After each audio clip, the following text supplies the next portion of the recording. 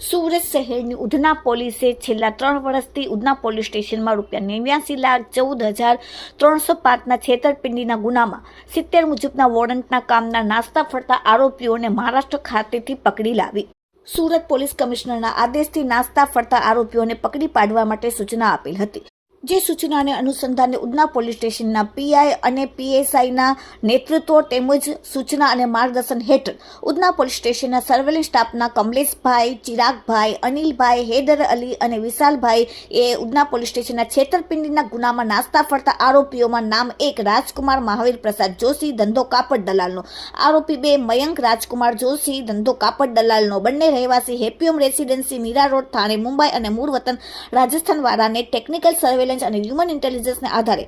મહારાષ્ટ્ર ખાતેથી ઝડપી લાવીને ઉધના પોલીસના અધિકારીઓ અને સર્વેલન્સના કર્મચારીઓએ ખૂબ જ સારી પ્રશંસનીય કામગીરી કરેલ છે। તેમજ સલાબતપુરા અને ઉધના પોલીસમાં એમ 2 ગુનાઓ ડિટેક્ટ થયા છે। Bureau report, daily India TV, Surat.